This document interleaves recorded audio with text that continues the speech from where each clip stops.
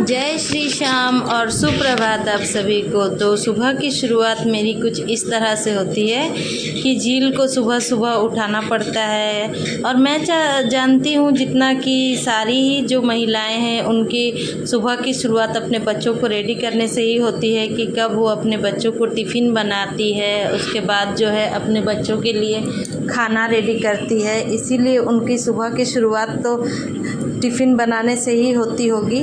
तो ये मेरी ही नहीं हर किसी की बात है। खैर अपनी बात करते हैं। तो यहाँ झील को मैं रेडी कर रही थी और रेडी करते करते झील का बैग भी सजा दी है। और यहाँ पे देखिए झील के लिए रोटी सब्जी मैंने ले आया था खिलाने के लिए उसे, और उसे बोला कि तुम इसे खा लो।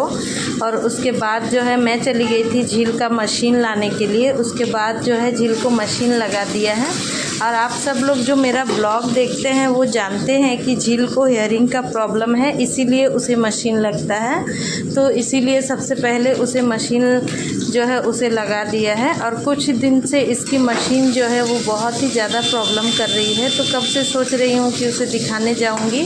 तो जब मैं वहाँ जाऊँगी तो आप लोगों से भी वो ब्लॉग मैं ज़रूर शेयर करूँगी, ताकि आप लोगों में से भी किसी को अगर हियरिंग की दिक्कत हो तो आप वहाँ पे जाके देख सकते हैं कि वहाँ पे बहुत अच्छे से जो है वो कैरी कैसे किया जाता है, मशीन वो बताया जाता है।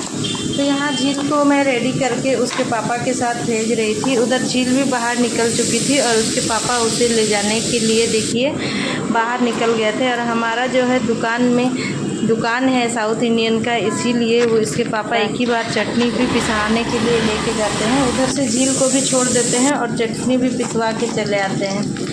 तो वो झील चली गई स्कूल और मैं लग गई अपने कामों में। सबसे पहले जितने सारे कपड़े थे वो सारे कपड़े मैंने जो है वो धो लिए और धोने के बाद नहा लिए।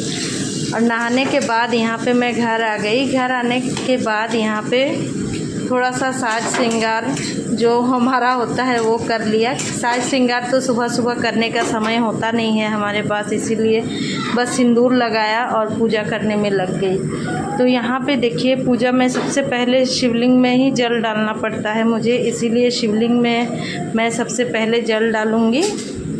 उसके बाद जो है मैं बाहर में तुलसी जी में भी पानी अर्पण करके जो है मुझे पानी अर्पण करने जाना है तुलसी जी में, क्योंकि मेरी तुलसी जो है वो बाहर है। और मेरा पूजा स्थान देखिए वो बहुत ही ज़्यादा गंदा हो गया था, क्योंकि बहुत दिन से मैंने पूजा नहीं की थी, इसीलिए पहले पूजा स्थान को ही साफ़ कर लिया। और यहाँ पे देखिए मेरे जो है कान्हा जी, मेरे जगन्नाथ जी, उनका भी पगड़ी सब चूहों ने इधर उधर कर दिया था। तो सबसे पहले उन्हें पगड़ी पहनाई और पगड़ी पहना के जो है जगन्नाथ जी को यहाँ पे मैं रेडी कर रही थी।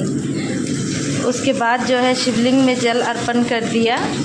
और सॉरी कि आप लोगों को बताना भूल गई कि थोड़ा सा जो है मैंने मंदिर से आज पानी लाया कि और मंदिर में आपको दिखाना भूल गई। तो यहाँ पे मैं तुलसी में जा रही हूँ पानी अर्पण करने, यहाँ पे तुलसी में जल डालने जा रही हूँ। और मैं अभी भी बाल्टी से ही जल अर्पण करती हूँ, क्योंकि लोटा जो है वो अभी तक निकला नहीं है बेड के नीचे से। कभी उसे निकालूंगी, समय ही नहीं होता है उसके लिए एक्स्ट्रा करने की। तो उसके बाद जो है मैंने यहाँ घर में अपनी पूजा जो है वो कर ली थी दिया बाती करने के।